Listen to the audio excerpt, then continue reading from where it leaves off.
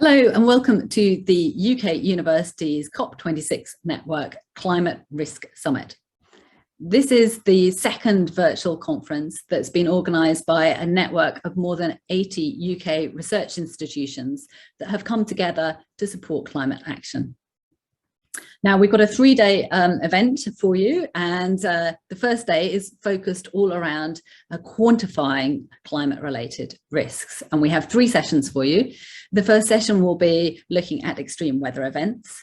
We'll then move on to a session that's focused on tipping points in the climate system.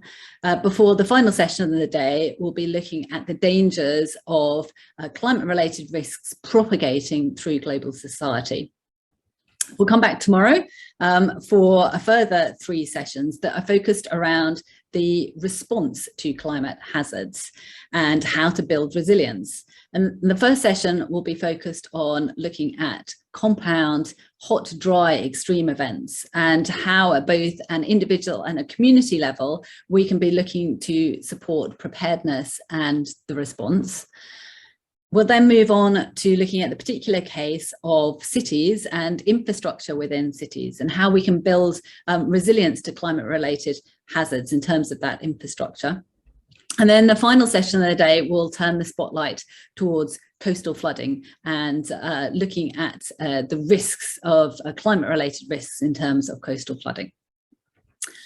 Then the third day is going to be a bit different, and on the third day we're going to come together for an interactive workshop that's focused around how to best communicate climate-related risks. And a core part of that interactive workshop is going to be the development of a toolkit to support those researchers to effectively communicate their research to different audiences.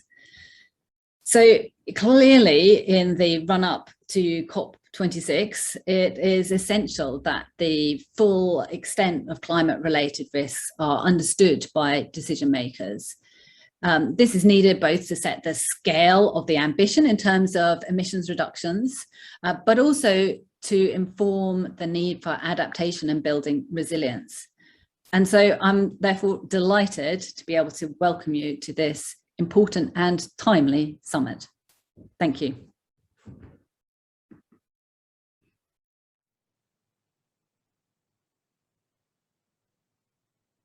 Hello, I'm a curator of this panel discussion on climate risks and event attribution in a changing climate. My name is Neven Fučkar. I'm a climate scientist working at the Environmental Change Institute at School of Geography and Environment at University of Oxford. I'm a Mary Sklodowska-Curie Individual Fellow, and my focus is on dynamics, prediction, attribution, and impacts of extreme events in changing climate. The chair of this panel discussion is Emily Shuckburgh, who just presented you with the opening statement. She's director of a Cambridge Zero. Emily is climate scientist and mathematician, a fellow of the Cambridge Institute for Sustainable Leadership, an associated fellow of the Centre for Science and Policy, and a fellow of British Antarctic Survey. She leads the UK AIR Centre for Doctoral Training on the application of AI to the study of environmental risk. Emily Shuckburgh is a polar expert. She previously led a UK national research program on the Southern Ocean and its role in climate. Emily, you have the floor. Thank you very much, and it's a real pleasure to be chairing this first session, which is on the important topic of attributing climate-related risks and looking at extreme weather events. So we have a really fantastic panel for you today of 5 speakers, and I'm going to introduce one after another those 5 speakers and get them to give some opening statements. And if you would like to ask any questions of those invited speakers, then please pose them. You can start posing the questions as they're speaking, and then we'll come to a broader discussion at the end of their opening statements. But I would like to first of all introduce our first speaker, which is Fredi Otto. Fredi is currently, I think for the next couple of days still, the Associate Director of the Environmental Change Institute at the University of Oxford, and an Associate Professor in the Global Science Climate Science Programme, but is about to move to Imperial, I believe, in the next couple of days. Her main research interest is on extreme weather, such as droughts, heat waves, storms, and so forth, and understand the extent to which these are made more likely or more intense due to climate change. And she's been at the forefront of the research associated with that. In particular, she's co-lead of the World Weather Attribution, which is an international effort to analyse and communicate the possible influence of climate change on extreme weather events, and is hosted at the Environmental Change Institute at the University of Oxford. And Fredi seems to be, almost every week on yet another list of global leaders associated with climate change. And so it's a real pleasure to be able to welcome her to the summit today. So, Fredi.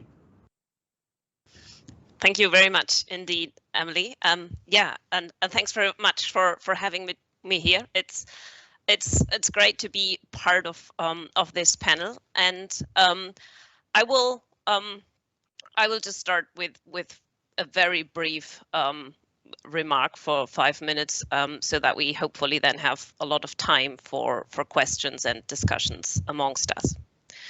We have known for a very, very, very long time that climate change will manifest to a large degree through the changing risks of extreme weather events. And we have seen this in climate projections also for a very long time.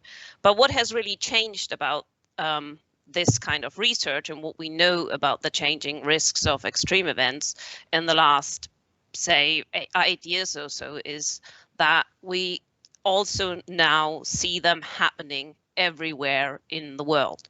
And so if you could show the first slide, this is one of the figures from the IPCC report that was just published in August, showing how heat waves, or where in the world heat waves have become more likely and more intense because of man-made climate change. And you can see that it's basically everywhere in the world. So climate change and climate risks are not something that's a threat in the future, but we are in the era of loss and damage, and climate change has altered extreme events in every region around the world. And thanks to event attribution, and I don't want to go into details of how we do that, because that would go over 5 minutes, we can now also demonstrate by how much these extreme events have changed in different regions and for different types of extreme events.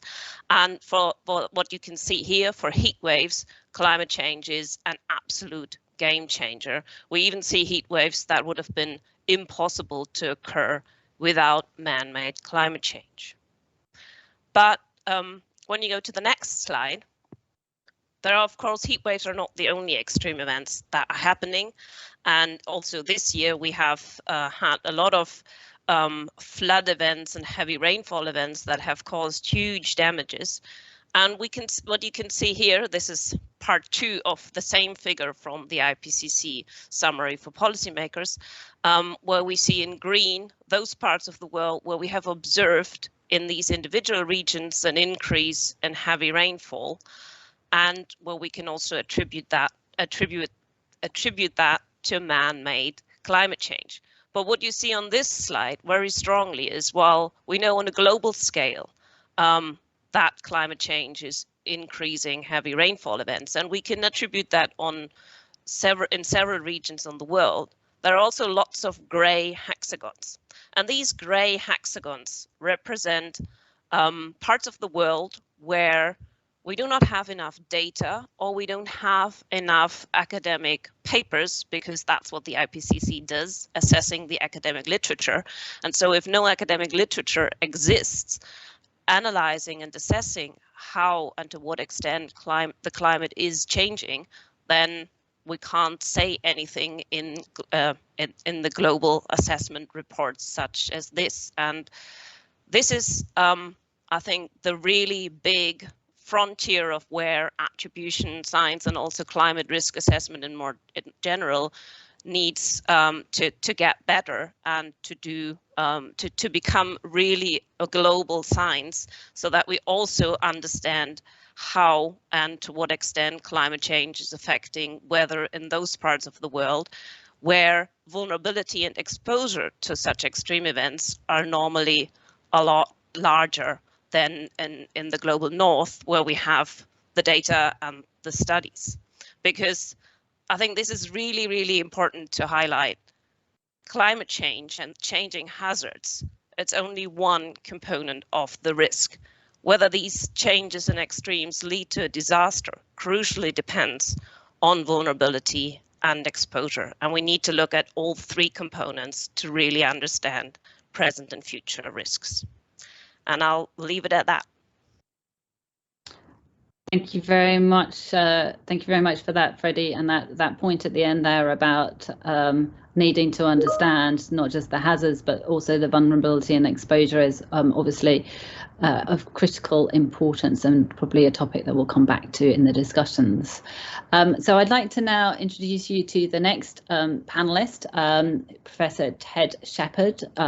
Ted is a specialist in large-scale atmospheric dynamics and circulation and its role in climate change, including in extreme events. He's based at the University of Reading and has held leadership roles in many different scientific, international scientific assessments, including on climate change with IPCC, on stratospheric ozone with WMO and UNEP, and in terms of the World Climate Research Programme.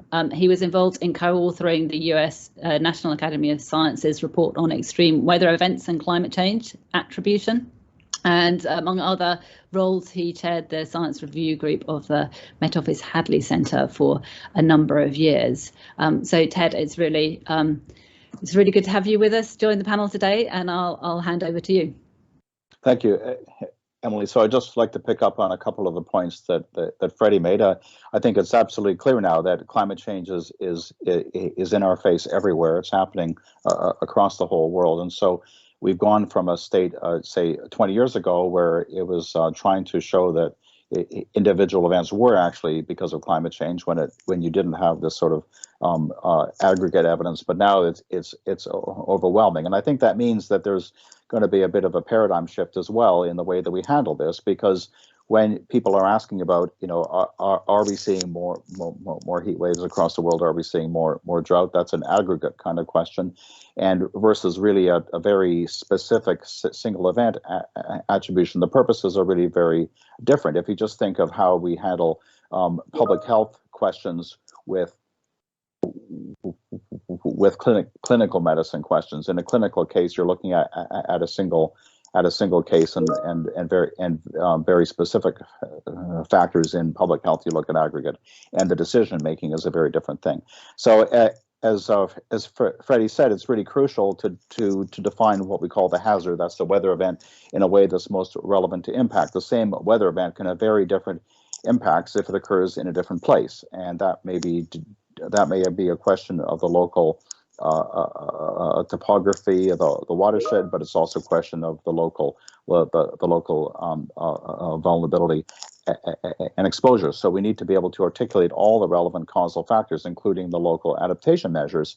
And I think the adaptation and vulnerability is really crucial, as I'm sure we'll hear about from the other speakers, for agency and responsibility at the local scale. In particular, we can't be letting people off the hook for increasing risk through their local actions just by blaming impacts on climate change. So to develop that, I think what's needed and what we need to move towards in this area is to provide what you might call an interpretable representation of uncertainty, where we distinguish between the causal factors that are certain and the causal factors that are highly uncertain. For example, when we have cold snaps or various extreme events that are associated with persistent meanders in the jet stream, there's a lot of debate in the literature about whether this is climate change or not, and it's a very contentious, controversial issue among the scientists. but we have to be able to articulate those kinds of possible causal effects with the ones that we're really very confident about. So in a sense, we need to develop a language for representing a plural conditional state of knowledge when that's what the situation justifies, rather than forcing everything into a dichotomous single definitive template of is this climate change or not, which is kind of what the media want. But we have to unpack that and develop a language for articulating this plural conditional state of knowledge.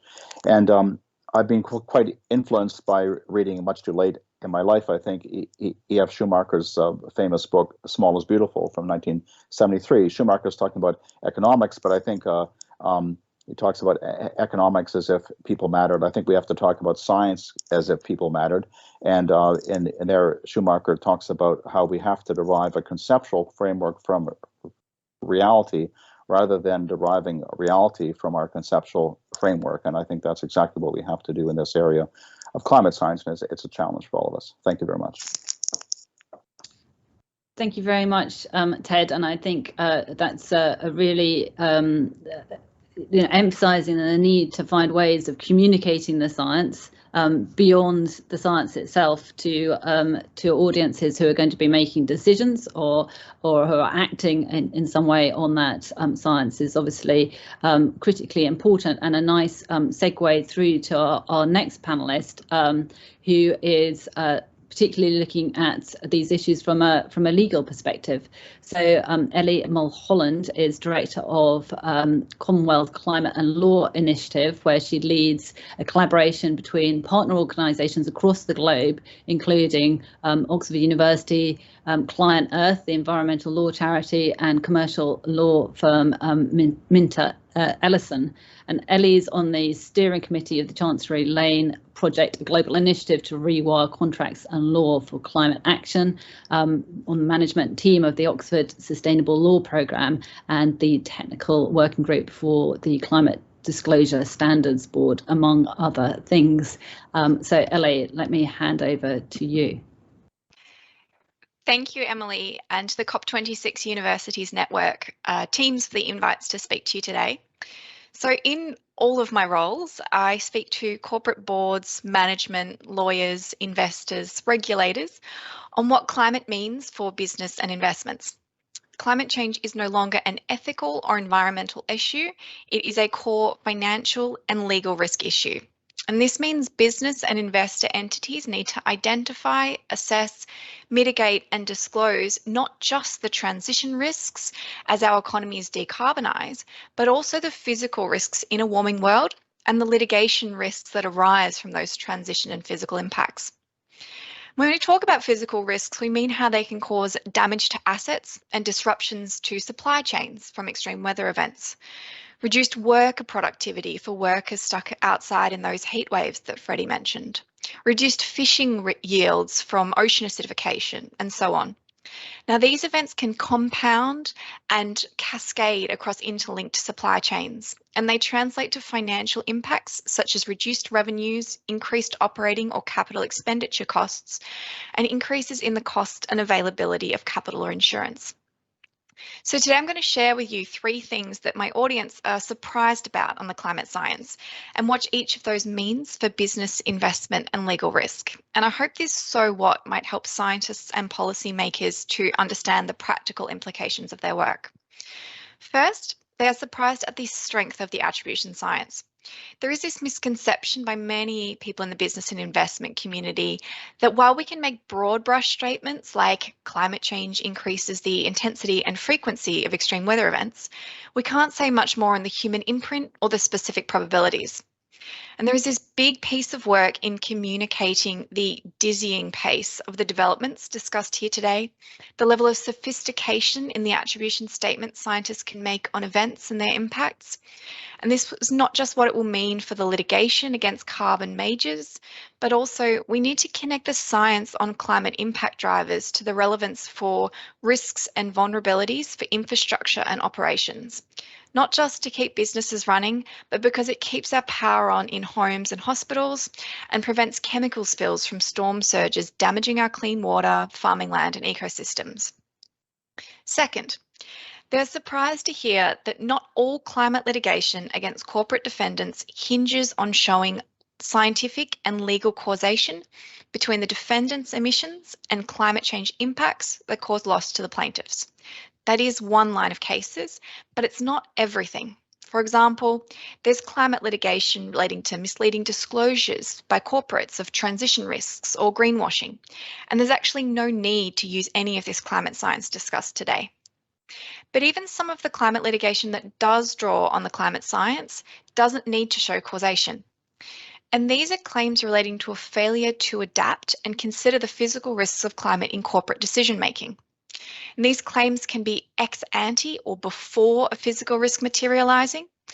So, for example, in the US, a nonprofit has sued Exxon and Shell, alleging they failed to prepare their oil terminals for extreme weather events, and there's a risk of discharge into the local rivers and ocean water. So before any physical risk materializes, litigation can bring forward the materiality of that risk and drive assessments of vulnerability and resilience measures. These claims can also be ex post the physical risk materializing. As Fredi said, we are in the era of loss and damage. Litigation can shift losses, so therefore increase the direct losses that arise from event from those who have costs shifted to them by a court order. An example I have here is a case in the US of City Energy against Stevens Ranch, and this is a contractual dispute that arose out of a Texas polar vortex storm earlier this year. The February storms encased the wind turbines on the Stevens Ranch wind farm in ice, and they couldn't function. So they weren't unable to provide the energy that they'd promised to sell to City under a contract. They claimed that the winter storm was a force majeure event. It's like act of God. It's legal terms saying, I'm prevented from performing my obligations under the contract for reasons outside of my control. City was already committed to delivering the power to its clients, so went and purchased $113 million worth of electricity on the spot market at a really inflated price, and then invoiced the wind farm for its costs. Wind farm refused to pay and it went to court, and in April we had a decision. As part of that, the judge made clear comments. The winter storms were not a force majeure event. They incited increasing awareness of the impacts of climate change as a factor. It made them more foreseeable. It should have winterized their turbines for climate change-driven extreme weather based on an Energy Commission's recommendations back in 2011. So I tell businesses, you aren't protected from the risk of climate litigation just because you're a green business, but these physical and litigation risks do increase the why of net zero targets and the urgent need to decarbonise our economies to prevent the worst impacts. And third, they are surprised in the step change in the knowledge and tools that they need to understand the warming world around them and the risks that it poses to their businesses' assets, operations and supply chains. The disruptive events we are already seeing and the climate science on the projections for further climate impacts all reinforces the need to consider climate risks on a forward-looking basis, because historical experience gives us it's a really limited experience, and we need to look at this in a forward perspective. So the AR6 Working Group 1 report, I tell business, gives useful evidence, tools and standards on which to assess their physical climate risk exposure, like the terrific interactive online atlas. So technical specialists need to digest this, but for example, lawyers need to have this base level of knowledge to ask the right questions of their technical specialists. How will the impacts of a warming world affect my contractual risk allocation throughout the life of this long-term contract to ensure that the climate risks are borne by those best placed to mitigate them? So to connect the dots between the science, the operational, the financial, the strategic and the legal implication, it requires collaboration and sharing of knowledge so we can reduce risk and build resilience in a warming world. So there are three surprises for many people in the business, investment and legal communities. I'll leave my comments for there for now. Back to you, Emily. Okay, thank you very much, Ellie. And I think that actually some of the comments that you made not only set up the discussion in this session, but are relevant to other sessions that we're going to have throughout the course of the summit you emphasised cascading and compound risks that are going to be the focus of sessions that later today, and then how do we build resilience to those risks, which are going to be a focus of topics tomorrow as well. So I think it's a really nice way of setting up the importance of this whole summit, as well as this particular session that we're in at the moment. So let me now turn to our fourth panelist, again focused on the way in which this information may be used in terms of decision making. Maarten van Aalst is the director of the International Red Cross Red Crescent Climate Centre and holds academic positions both in the University of Twente and at the at Columbia University in New York. Maarten is the coordinating lead author for the IPCC, and co-editor-in-chief of the journal Climate Risk Management. And he also serves on the technical expert group on comprehensive risk management of the UNFCCC, Warsaw International Mechanism on Loss and Damage, on the steering committee on science and global development at the Dutch Research Council, and on advisory boards of several international research programs on climate risk management. So it's a pleasure to have you with us today, Maarten, and I'll give you the floor. Thank you, Emily, and delighted to be here. Thanks for having me on such a great panel with this diversity of perspectives, but I think also singing to the same tune very much.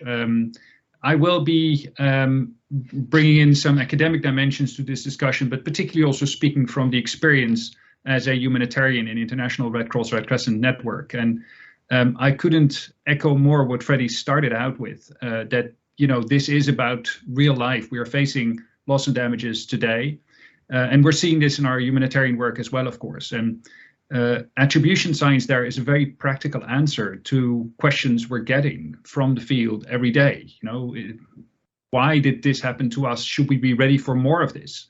But also very practically, should we rebuild like we were before in this same area? Or is there a reason to do things differently going into the future? And we're getting those questions from people affected, but of course also from media, from journalists, and from policymakers who are also asking those questions about how to build resilience. One dimension we haven't brought in much yet, but I think is interesting for the academic community as well, is that timeliness is critical. So it is really interesting to figure out whether climate change played a role in a particular extreme weather event 2 years down the line in some academic journal to the academic community. But for the sort of questions I was just raising, it is really critical we provide those questions much faster.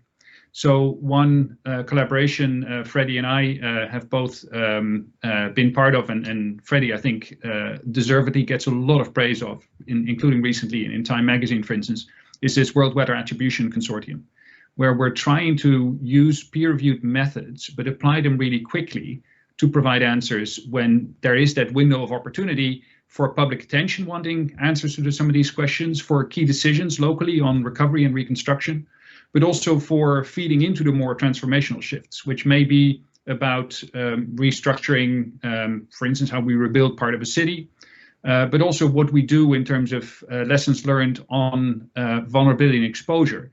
For instance, do we have the right early warning systems if we're getting extremes that we hadn't anticipated before? And if that is getting more likely in a changing climate, what does that mean for how we prepare? I was very happy already to hear in the discussion earlier, to hear that shift in focus, not just from the places where it's easy to do this sort of science, where we have the data, where we have the best models, but also to focus on the places where the risks are highest, often the places where the data are poorest, like the developing countries. And in particular, in those places, of course, also those questions about how we build resilience are really critical. That brings me to another echo from a point Ted also made very strongly, that this is not just about understanding the trend in climate hazards and being able to say what percentage difference there is now in intensity or in frequency of the recent extreme weather event. It's also about exposure and vulnerability and putting all those pieces together. Now, we found very practically, again, in this World Weather Attribution Consortium, that you just need to do that, even to be able to to properly identify the hazard event for which you're going to be doing the observational analysis and the modeling analysis to be able to say what trend there is in that hazard. But you also need it to be able to contextualize what really matters for people's decision making. And I think it's also important for the credibility of our science that we're then putting those pieces together. And I'll just mention one example, which we, by the way, also published in the peer-reviewed literature, of a water scarcity challenge in the Sao Paulo area in Brazil, where people were already blaming climate change for the lack of water, and there were disruptions even in water supply. And people were blaming global climate change for that problem right there. We found out in our attribution analysis there was not much of a trend in the risk of that period of low rainfall. But of course, the population had grown and per capita water use had grown, and water management system upgrades hadn't been keeping track with that. So then actually blaming climate change is not very helpful, and you do need that full analysis to understand what an appropriate solution in that context might be. So don't blame just on climate change. At the same time, as we started out with, climate change is happening, and it means that we're getting more surprises, we're getting more unprecedented conditions, and that does mean we need to think about what we do about those as well. And sometimes that means really big transformational shifts. Sometimes it also just means, you know, like in Canada, for instance, with that unprecedented heat, people in those contexts also knowing how to look after vulnerable people in their own community. For instance, just ensuring that they drink enough, which is often the primary cause of death, of mostly avoidable deaths, I should say, in the case of that rapidly rising heat risk. So that's a few lessons from experience, I'd say. The gap in developing countries, the clarity on uncertainty being very important, I think was another one. And then maybe finally in relation to Glasgow, which I guess we might come back to in the discussion as well, I think the relevance of this sort of science for the loss and damage discussions is really important, because it emphasizes we are in this phase of loss and damage. But I think at the same time, what everyone in this panel so far has been saying about not then isolating the climate signal from other things is a really important message for Glasgow as well. If one thing is clear from the experience in all of these events, where we're able to pinpoint to a climate change signal, is that we need to be breaking silos and indeed bring it down to the human dimensions and the practical solutions on the ground in order to make a difference, actually managing that loss and damage that we're already confronted with. Thank you. Thank you very much, Maarten. And I think a recurring theme throughout this summit is going to be around the importance of communication. And in fact, the third day of the summit is going to be focused around a communications workshop. And clearly, as you've outlined, that communication is not only important to so that people understand the scale of the climate-related risks, but also so that they understand where actually there are other main drivers of the changes beyond climate, so that we're not seeing actually maladaptation to some of the risks, and that both sides are equally important. Right, so now we have just one final panelist to introduce you to. Can I just remind people, I know people have been sending in lots of questions, which we'll come to to give to the panel at the end of the next presentation, but please do keep sending your questions in. I'm not going to be able to pose all of them to the panelists, but we will try to pose as many as we can.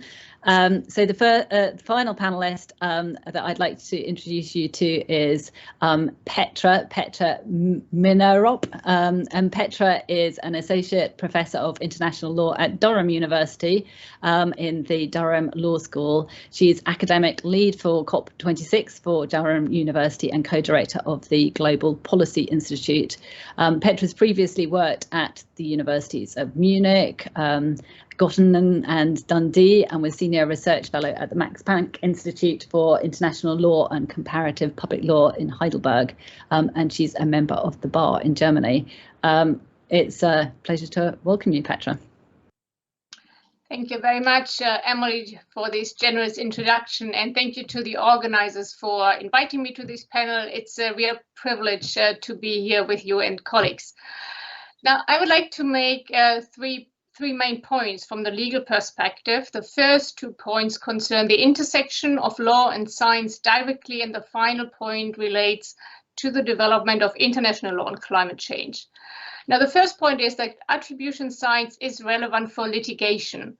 There are different factors that play a role in our causal analysis in law, and many courts have already acknowledged that there is a causal relation between the increase of greenhouse gas emissions, the increase in global mean surface temperature, and the severity and frequency of certain types of climate-related events.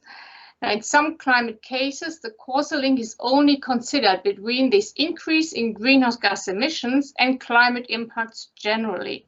For example, the Land and Environment Court of New South Wales reasoned in Gray and Minister for Planning that even in a situation where the concrete contribution of certain emissions could not be accurately measured, this would not suggest that a causal link between the burning of coal and the impact on the global climate was insufficient. Now, this is a very different situation from the attribution of a concrete climate change impact to not only the amount of global greenhouse gas emissions, but to a specific emitter. And this is the situation where attribution science becomes so particularly important. I would like to use the case of LIA and RWE, a case that is currently pending in the Higher Court of Appeal in Hamm as an example. Now, this case is brought by a Peruvian farmer who is claiming a pro rata contribution to flood protection measures in proportion to the company's greenhouse gas emissions. Now, the legal basis of this claim is a provision of the German Civil Code that concerns the removal of a disturbance. So this is not a tort claim. There is no allegation that RWE has breached a duty. Now, the first instance, the court in Essen applied a very strict causal analysis and was not satisfied that the contribution of RWE could be considered to be significant given the existence of multiple other emitters, and this is the well-known drop in the ocean argument. However, in cases where attribution studies can establish a link between this individual event and a specific contribution to greenhouse gas emissions, a different causal analysis in law is possible. So the contributions of one emitter can constitute a cause for an increased risk if it is possible to quantify the contribution, and they must be above a minimum threshold. Now, one issue is that the legal analysis is sometimes at risk of being over-exclusionary, but we have seen that the seemingly very strict requirements of a causal test have been changed and softened in some of the medical exposure cases, for example, in asbestos litigation. There's, of course, always the way of action to create specific legislation that accounts for special factual circumstances. For example, in Canada, legislation has overcome a barrier of a very strict causal analysis in these multi-stage scenarios involving concurrent causes for tobacco litigation. So for litigation relating to the recovery of healthcare costs, causation can be established based on this legal basis on an aggregate basis, and liability is then apportioned based on the market share of tobacco companies. Now, this leads to my second point, and that attribution science is important beyond litigation and more specifically for legislation. And this pertains to legal preparedness and response measures, but also for setting clear greenhouse gas emission reduction targets in law. If it is possible to make predictions about future impacts, then there is a legislative duty to respond to these forecasts. The Federal Constitutional Court, just as an example of Germany, held that there is a permanent duty of the legislature to continuously develop environmental laws in accordance with scientific evidence in order to protect natural foundations of life, including for future generations. Now, a similar duty applies, of course, in other countries, and this duty to legislate encompasses mitigation and adaptation.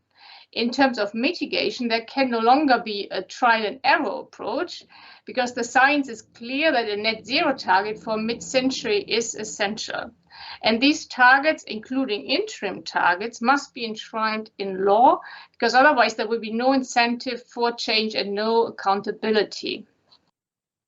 My final point is that COP26, as we all know, must raise ambition.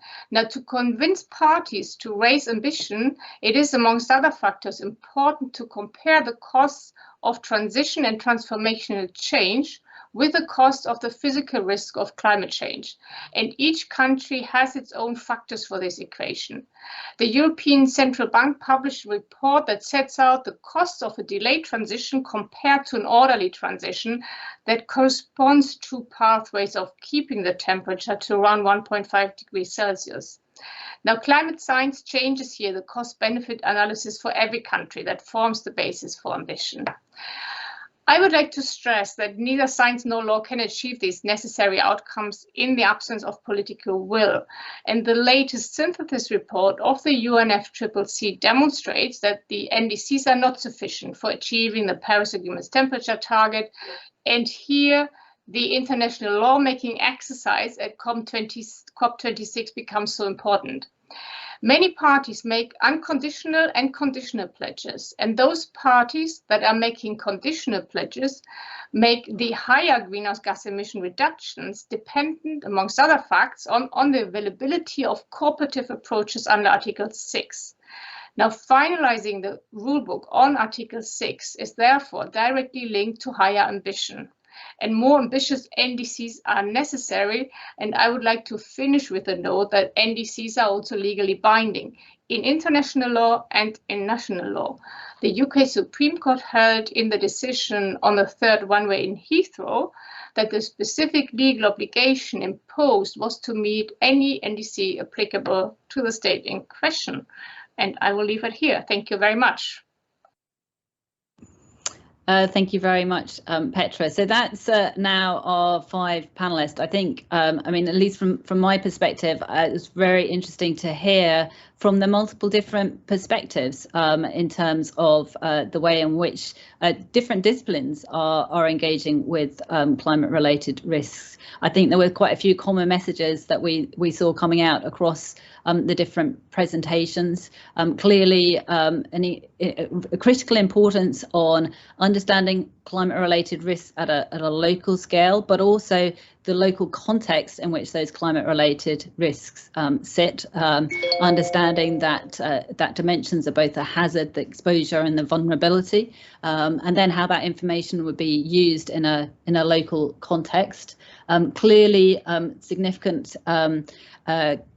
issues being raised around communication, ensuring that scientific information is communicated to different audiences, and we heard some really important aspects in terms of that being a two-way communication, understanding what the needs of different communities are, whether that's the legal community, disaster risk management community, and another key element around uncertainty, both trying to reduce that uncertainty, important issues around areas in which there currently isn't sufficient data, particularly with regard to some parts of the world where the risks are perhaps greatest, and we need to increase our level of understanding. So I hope lots of different aspects in which there's food for thought for the subsequent discussion. If I just remind people to keep sending their questions in, and I will try and address as many of them as possible. But I'd like to start with one of those last points that came up. A couple of the panelists discussed the importance of understanding climate-related risks in developing countries. And so one of the questions that has come in has focused around that. It'd be interesting to get panelists to expand on the way in which they think that there could be improvements in our characterization of risks in those developing countries, and then the use of that climate risk information. And the question that we've had come in particularly also asks about the early detection of climate hazards and how we might be able to put in place measures to try and put in place warning systems associated with climate-related risks. So I don't know whether, I mean, Maarten, do you want to start off responding to that, and maybe I'll turn to some of the other panelists afterwards? Sure, yeah, thank you for that question. So first of all, I think it's important to acknowledge that we've got data challenges and also model capacity challenges on the climate hazard side, but we often have very similar challenges on the exposure and vulnerability side. So just to name heat waves, for instance, we have less capacity to model those really well in Africa, for instance, but the capacity is actually fairly decent. What we really lack is proper mortality data. So I currently have a student looking into this in Mozambique, for instance. We're literally going to hospitals to try and get admission data to try and see what sort of patterns we can see in terms of how the hazards are leading to impacts and what that then means in terms of what we should be concerned about. And that also connects then to the second element of the question that you raised. How can that lead to an early detection of hazards and potential early warnings? For an early warning, you need to know what the impact is going to be. So there's a lot of work in the early warning community towards impact-based forecasting. But again, you need all of those components together. And I think one of the interesting potentials in a way of this time in climate risk management is if we're putting more of those pieces together, if we're investing in this, for instance, to be able to do better attribution, it will also allow us to build better early warning systems. Building the early warning systems requires us to understand the vulnerabilities, understand which people are at risk, but also what factors make them at risk, which on the one hand allows us to warn those people, maybe prevent some of these impacts in short time scales, but is also the meat that needs to go into adaptation strategies and in better, more resilient long-term development planning. So yeah, it's a plea to put all of those pieces together, but I'd say the biggest gap is often on the exposure and vulnerability side rather than purely on the climate hazard side. Yeah, I mean, Fredi, would you like to come in as well? Because obviously, you know, you've been very involved in looking at attribution from in a global context, but specifically with regard to developing countries, where do you see the greatest urgency in terms of advancing both our scientific understanding, but also our capacity to be able to provide timely, which is another key word that came up in some of the panel discussions, timely information? Yeah, I think just everything that Maarten just said, I think is really important for that. Well, you said capacity, and I think that's a really crucial issue, because it's that we don't have the scientific literature from many parts of the global south, or the data is not there. There is data. It's often not enough, and scientists always want more data and better data, but there is also it's often that the data is maybe not digitalized, or it's not shared in ways that the climate scientists can access, and also that scientists who are working in many of these countries don't have research as in their job description.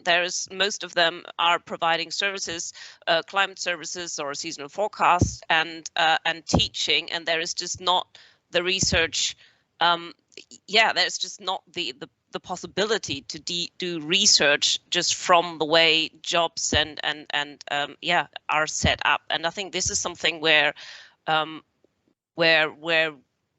also better connection just with the international climate science community is something that can really help to bring more academic literature from these countries into the global assessments that we do. And I think also on the reporting side that Maarten was mentioning, that we just don't know what the impacts of heat waves are. But of course, we see in the weather data that they happen. That is also that this reporting in many developing countries is done by NGOs and not by governments.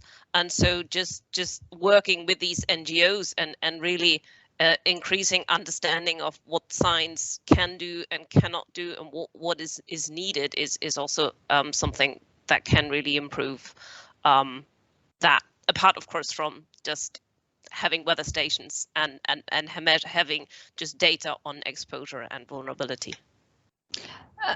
Ted, would you like to come in there and maybe build on that idea of what science can do and cannot do and should do indeed in terms of supporting this?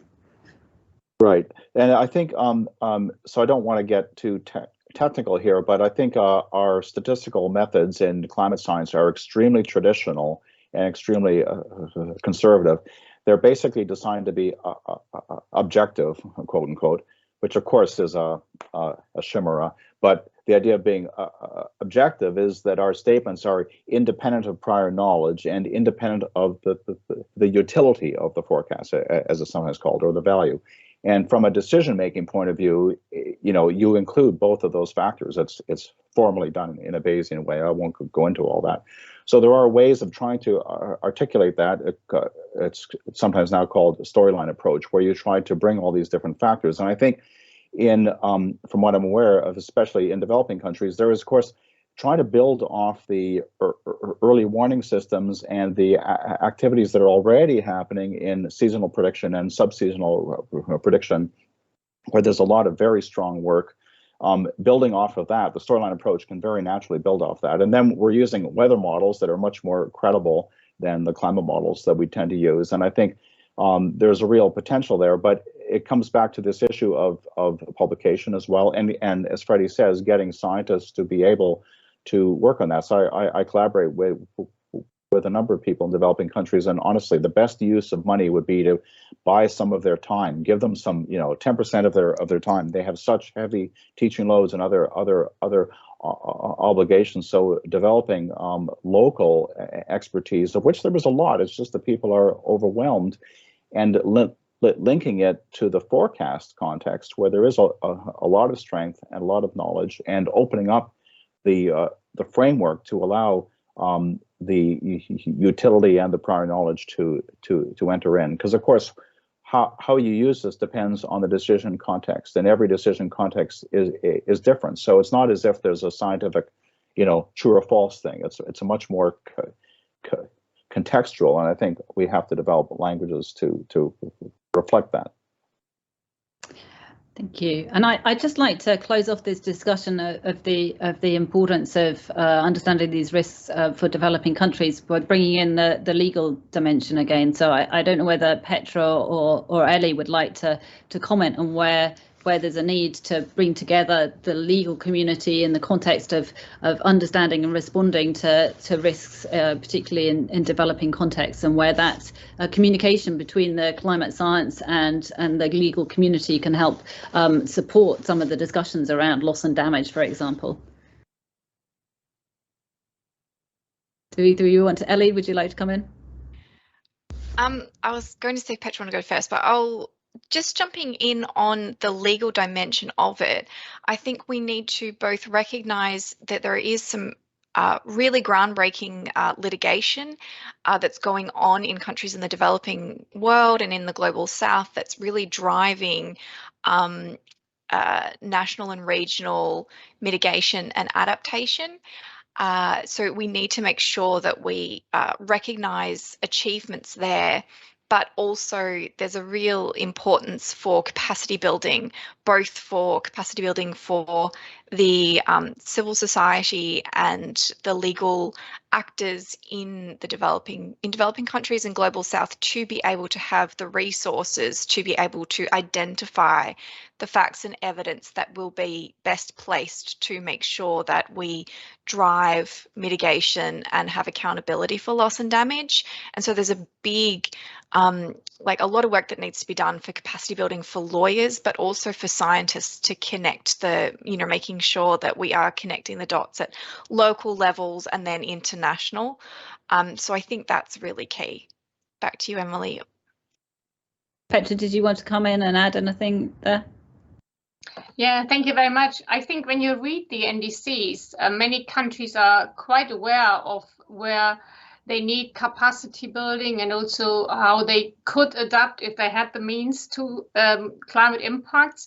Of course, it's always very valuable to know what exactly is a climate impact. So how do we define these and how can we then cater or address these in law? But I think the main problem is really to set targets so that we mitigate more against climate change. And I think these countries find it more difficult to manage this transition, whether these are countries that are rich in fossil fuel resources and would like to explore those, or those that are already supplying the demand from the West. So I think really the tricky point, and where perhaps the focus should be in terms of if we had financial means to support this, is how can we support those countries in implementing the Paris Agreement and the rulebook to ensure that they have targets, that they also have interim targets and not just one that can then be used in a way through offsetting measures that not net the reduction of greenhouse gas emissions really happens.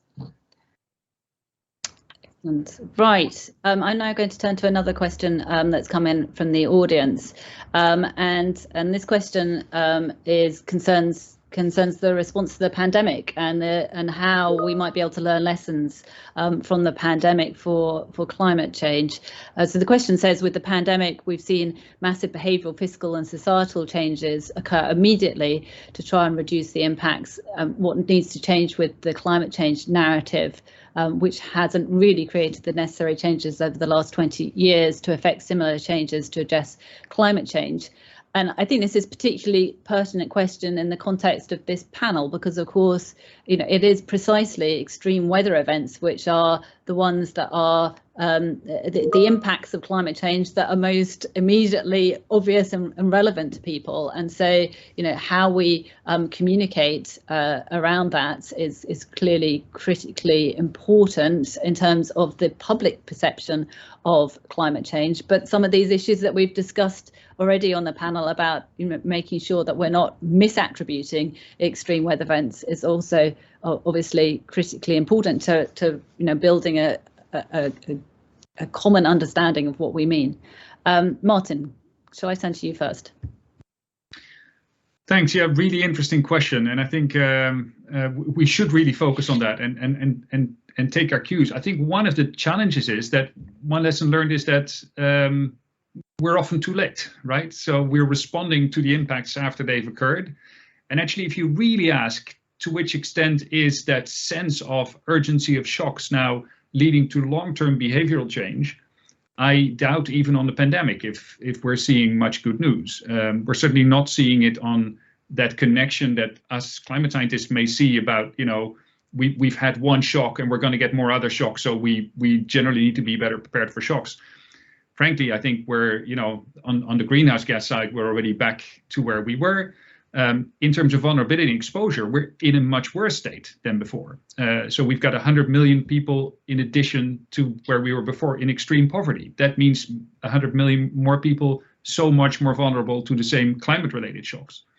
We've already seen in our regular humanitarian work the challenges of, for instance, evacuating people while also needing to abide by social distancing, for instance, in the case of Cyclone Amphan in Bangladesh last year, for instance. So we've been adjusting those things. The much more tricky thing for us is that it's even harder for people to pick up their livelihoods again. Now, if you would ask, what have we learned from COVID? It is that we need to have shock responsive systems to deal with that, right? The social protection that we've put in place in countries where we've shielded people from job losses and so. But if you ask, are we doing that around the world, then if you look at extreme poverty, for instance, the answer is very simply no. And I think this is one of the big questions that is also ahead of us for Glasgow. We're asking for global solutions for these really big climate problems. We're actually not even sorting out the global solutions for this really near-term urgent pandemic problem. And the two are so closely connected that I think developing countries would be right to ask, how can we talk about whether we need to have greener growth if we've got all of these challenges in front of us right now? So I wished that there was better news to learn from how we've dealt with the pandemic, because I think at a global scale, to some extent, there's a lot of lessons learned about how not to do things. And I mean, Fredi, you in your opening comments, you made the important point that in terms of the local context, it's not just about understanding the hazard side of it, but importantly, recognising whether or not countries have in place the necessary resources in order to respond in terms of the exposure and the vulnerability as well. So I don't know whether you wanted to comment further on that. Well, yeah, I think, again, Maarten has already said the most important thing. What we have done in this pandemic is to let the most vulnerable pay. And we are doing that with climate change as well. So I've said at the beginning, we are in the era of loss and damage, but it's not us who are paying these losses and damage. It's those most vulnerable globally, but also in our individual countries and communities. I think the US is always a very striking example of that, when after hurricanes, who are the ones who are still suffering from hurricanes like Katrina, which was in 2005. It's definitely not the rich and wealthy and well educated. And so I think what we really have to learn from this pandemic is that climate justice and a just transition is what we need to implement, and if we don't do that, then we will not be able to achieve any climate goals. Yeah, I don't think I have much to add on that. Ted, could I bring you in? Yeah, just very quickly, I think it points to the, I totally agree with that, and it points to the urgency of getting ahead of the game, because, I mean, Maarten said we act too late. I think it's pretty clear when you act quickly, you increase inequity, inevitably, just the way that things are done. And so the only way to address the equity issue is to be more deliberate about the whole thing, I would say. And I wonder whether, Petra, you might want to come in and on this question of equity as well, and how that interfaces with the legal dimension. Yeah, that's really interesting, because the Paris Agreement actually mentions the equity and intergenerational equity in particular in the preamble. So that sets a whole intertemporal aspect or introduces an intertemporal aspect into the Paris Agreement. So I think in that regard, what is really important and what some courts have already done in the legal world is that they have used the IPCC carbon budget approach and then calculated on that basis a remaining national carbon budget to have a real threshold against which then the national measures can be evaluated. And here comes in, I've seen the questions in the chat on the legal bindingness of the NDC. How can that be enforced? So much will depend on the legal framework in each country. If you are in a country where you can have a constitutional complaint against the national law, then this national law might be partially unconstitutional if it doesn't set forth ambitious targets that protect natural foundations for future generations as well. In the UK, this could be judicial review if the Secretary of State doesn't set forth a regulatory framework that complies with the NDC. And legal bindingness at the international level, as you all know, is a different issue altogether. So something can be binding if it's soft law, if it's hard law.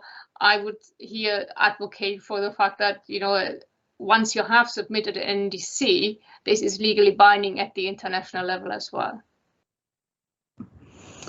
And I mean, Ellie, can I just finally turn to you on this question? I mean, actually, perhaps returning to the initial point we started on this about the pandemic, and what can we learn from the pandemic in terms of how we should be looking to respond?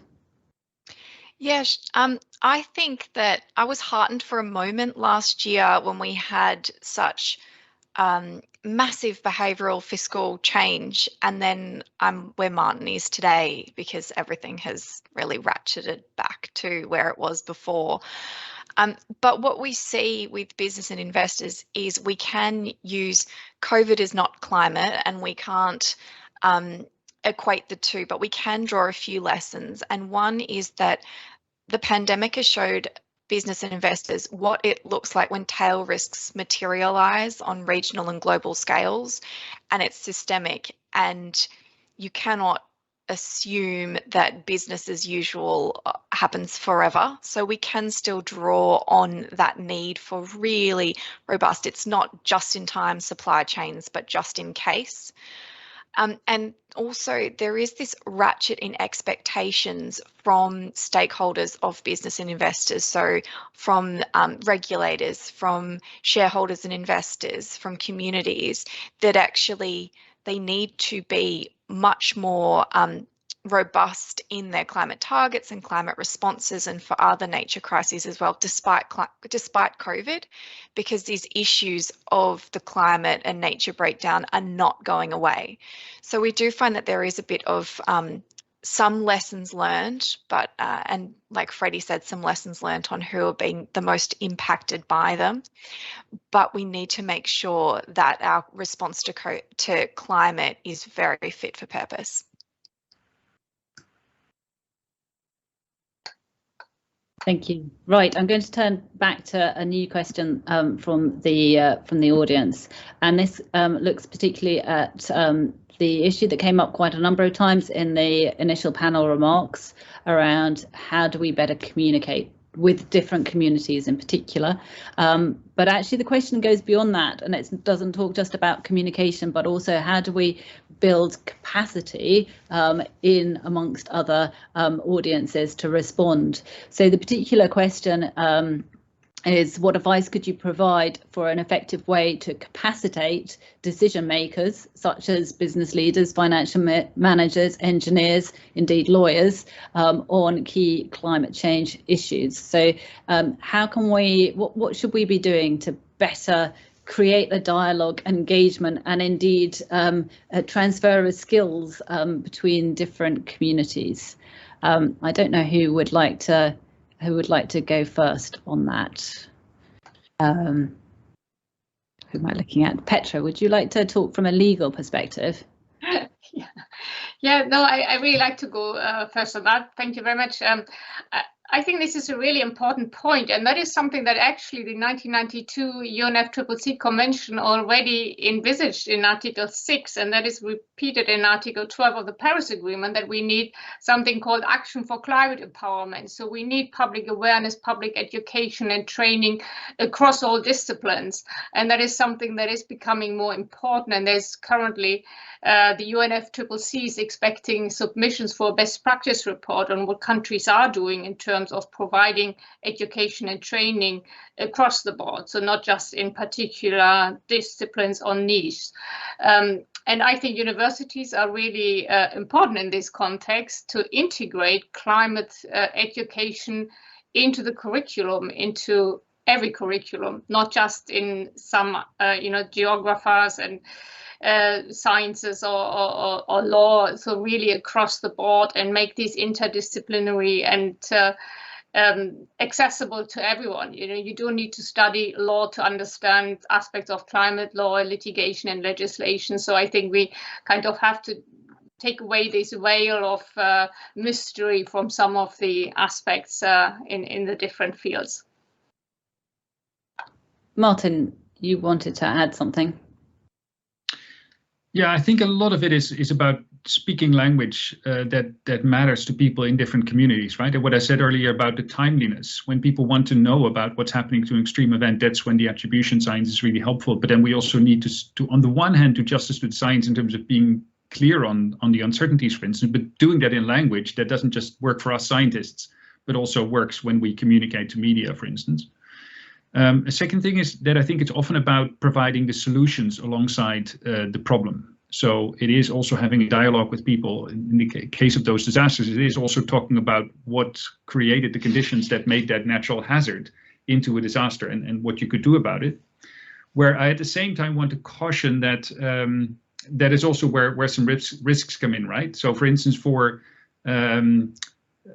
well, the investment community is a good example, right? There's a lot of focus now on this task force on climate-related financial disclosures as we get clearer about risks to assets, but also to supply chains, for instance. They should start managing climate risk better. There is also a real downside risk of that. For instance, that they take investment away from the most vulnerable parts in the world. And those things you only see at a systemic level.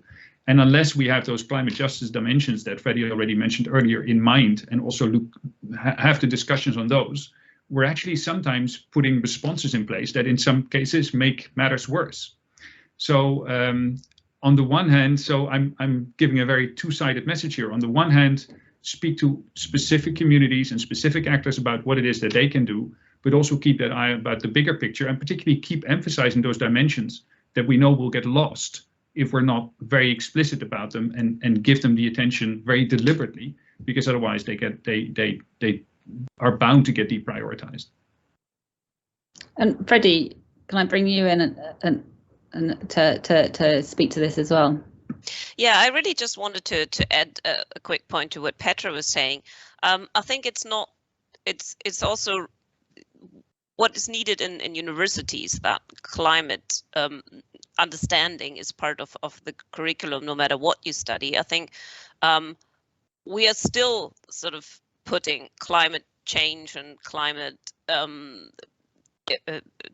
justice and all of that in sort of the environment ministry in our governments. And I think what is really needed is that there is not one resource for climate things, but that knowledge is in every resource, and that basically, Petra has said earlier that the German Constitutional Court has reminded the government that they have actually agreed to the Paris Agreement, but that means that all the decisions and all the laws and all the legislation need to be looked at also, not only of course, but also from a climate lens. But to be able to do that, you need to have people in these resources who actually can do that. And I think that's something that is still, we're still very far from having in national governments, but also in particular on sort of state levels and however your country is organized. But that is where we need to get to. And I mean, Ellie, Fredi just mentioned, among other things, there the importance of increasing climate understanding within the curriculum of many different subjects. I wonder where you think the state of things in the legal side is in terms of the level of climate understanding that's actually part of curricula. It's not there yet, but it's starting. And so we need to make sure that when we have graduates come out of university, if they are law graduates, they have been thinking about what this means for corporate law and intellectual property and all of these kinds of things. And so that's something that we spend a lot of time in all of the different roles that I have. And one that I wanted to pick up on was Maarten's comments on that shared language, and just what I would like to share with the climate scientists on the call is how useful it is to connect with business and investors around financial language. So foreseeability, financial language, and time horizons of concern. That is really giving the decision makers within business, investor, and legal communities, and their advisors and influencers, the language that they work within, so that then they can be confident that they are working within some really powerful incentives, disincentives, inertia in the system.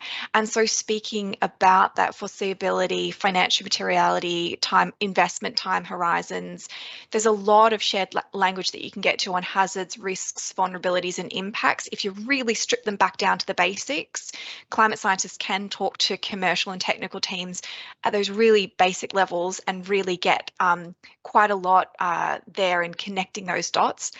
But I would like to turn to make sure that it's a yes and. So please do speak financial and risk and liability languages, that shared thing. But I think there's real space for, once we get that, for there to be some moral language. So I hear people say it's value, not values.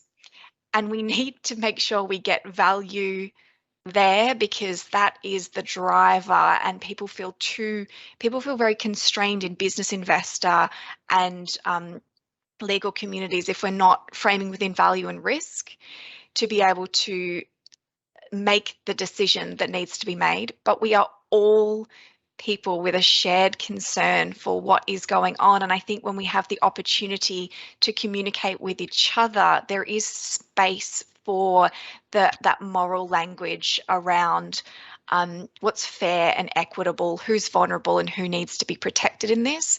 And I think there's a really good example of this in a court case. So this can happen in boardrooms.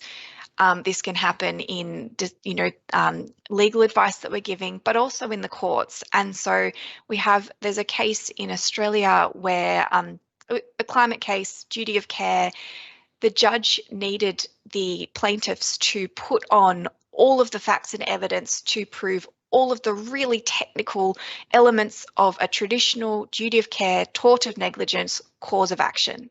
And they did that.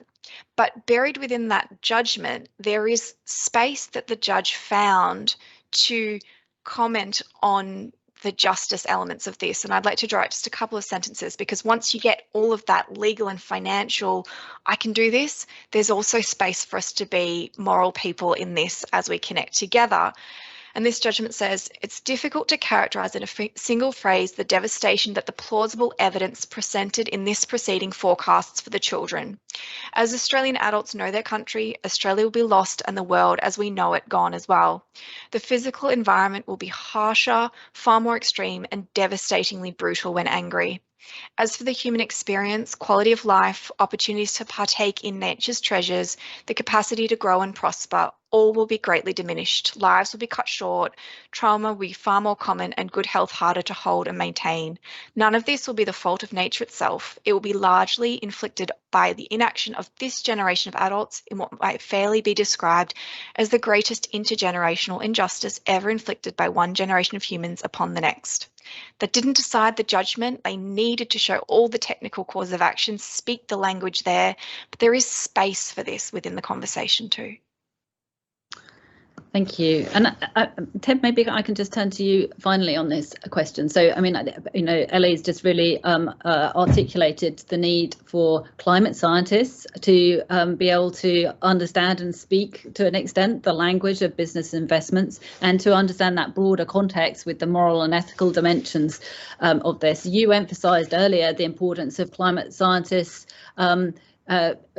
upskilling themselves in terms of statistical analysis, another dimension of this.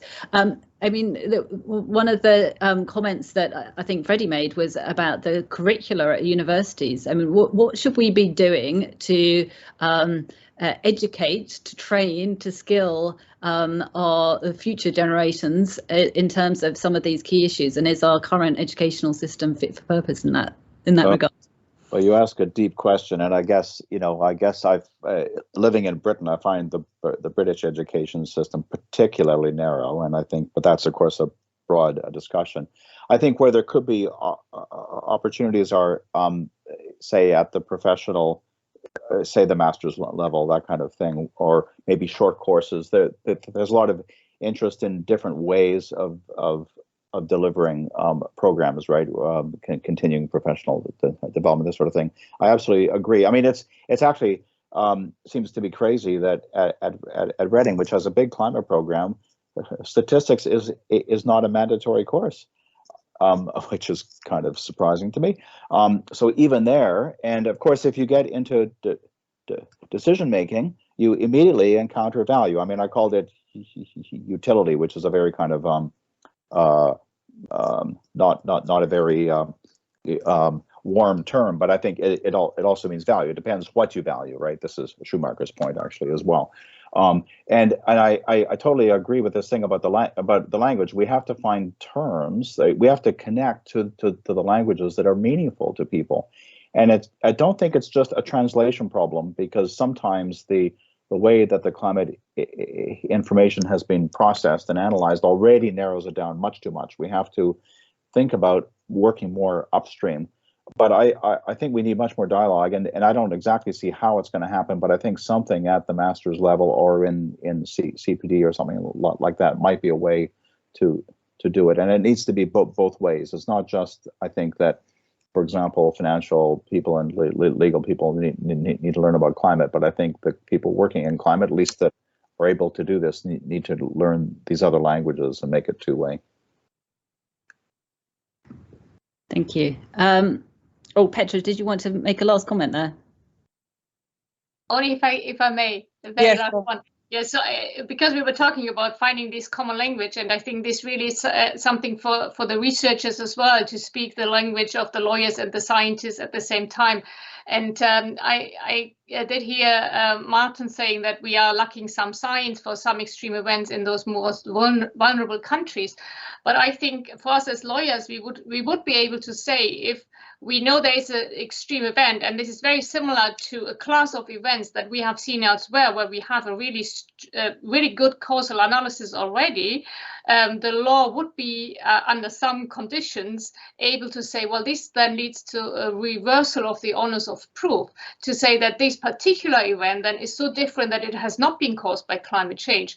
So in terms of then fulfilling this criteria, I think it's really important to explain what we as lawyers would need to make that case, case and take it to court perhaps, but also how can scientists fill these criteria and strengthen what we have called, Fredi and I in an article, this causal relationship between greenhouse gas emissions and the distinctive causal field of types of events. That's all. Thanks. Thank you. Right, I'm going to turn to another question that's come in now. I mean, obviously, the key milestone on the climate change map over the next couple of weeks is COP26, and I think we can't have a discussion on this question of attribution of extreme weather events without mentioning COP26 and how that attribution science might feed into the discussions around, as I think one of the panelists mentioned, not only mitigation but also adaptation and together, and the commitments that could or should be made at COP26. I don't know who wants to start off and give their thoughts and perspectives on that. I guess, you know, it'd be interesting to understand both where you think that attribution science should be feeding into the discussions and indeed negotiations around COP26, but also where you think that there's actually elements where there's not enough understanding of those aspects of climate-related risk, where actually it should be highlighted to a greater extent, and where perhaps we ought to be focusing our communication efforts. Maybe Fredi, do you want to start off on that? Put me on the spot. Yes. So I think what attribution science, and especially now that we have really this really rich body of literature showing how and where and to what extent climate change is already affecting every region in the world today, and particularly vulnerable communities, is something that is, from a communications point, extremely important for COP, and to just raise. So I think it should be used to put, or to try and put, adaptation and loss and damage on a similar footing to mitigation, because it's not at the moment, and to make that it's really not optional to do adaptation or to address loss and damage. It's something that we absolutely have to do. And of course, it's easier when we reach our mitigation targets, but it's still something that's absolutely essential to do. I think that's where this science can be really powerful and helpful. I think precisely because of the fact that the literature and the knowledge is very uneven in the compared global north with global south, and because often aspects like aspects of vulnerability and exposure are playing very crucial roles. I don't think we should say, okay, you only address loss and damage if it's demonstrably caused to a certain extent by climate change. I think that would be absolutely wrong and not the right place for the science. But yeah, so I think the most important role it can play this COP is to raise the ambition for adaptation and loss and damage, and also that the developed countries finally will get their act together for climate finance, and not just talk, but also actually provide the finances that are needed. And Maarten, what would be, from your perspective, the key message that you would like to be getting to the negotiators at COP26? Yeah, I was going to make a very similar intervention than what Fredi just said. You know, I think what we have already from all these attribution studies, reflected in the IPCC Working Group 1 report, but also, for instance, in the attribution studies on some of those extremes that made headlines over the past couple of months, like the Canada heatwave and European floods, etc., is the general urgency on the mitigation side, but also on those other pillars, so the adaptation and the loss and damage pieces. But indeed, like Fredi was saying, we should not go there to then say, so now let's use attribution studies as the gold standard to pay for some compensation for an individual event or not. But instead, learn lessons a bit more similar to what we were discussing about COVID, about how we build resilience for these events, understand where climate is indeed leading to sometimes unprecedented extremes, but also what builds resilience in those contexts, and make sure that we do invest in those, especially in the most vulnerable places. Thank you. Ted? Yeah, I'd like to just, two things maybe, just to pick up on that last point of Maarten, that I think it would be really unfortunate if the level, sort of the level of proof that is required for loss and damage is too high, and you could easily see that happening because it could be used as. So we must make sure that the you know, that things don't go in the wrong direction that way. And I think I keep hearing more and more about national adaptation plans, right? And I think so I mean, obviously I totally agree with everyone else that adaptation is sort of the poor cousin. But I think the adaptation plans are becoming a really important thing, and this gets back to Maarten's point about data on impacts. And I think to really build the capacity on that side of things, especially in the global south, will be a really important thing. Can I turn to you, Ellie, and ask you and I'll ask Petra the same question about, you know, what are your hopes for COP26 in terms of, you know, whether or not some of these key aspects around loss and damage and so forth are going to be recognised, and whether or not the evidence base associated with them is going to feed through into in an effective way into the negotiations?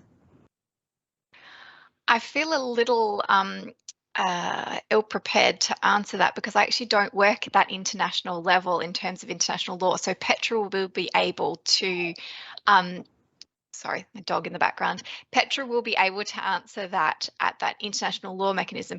What I'm looking at and what I hope for is those really powerful decisions, actions that can then be used to translate down to the business and investor communities. So the ones that are not the states making the agreements, but also translate down. We talk about Paris as the mother of all market signals. I want a really strong market signal at Glasgow, not just for mitigation, but for adaptation. Petra, over to you.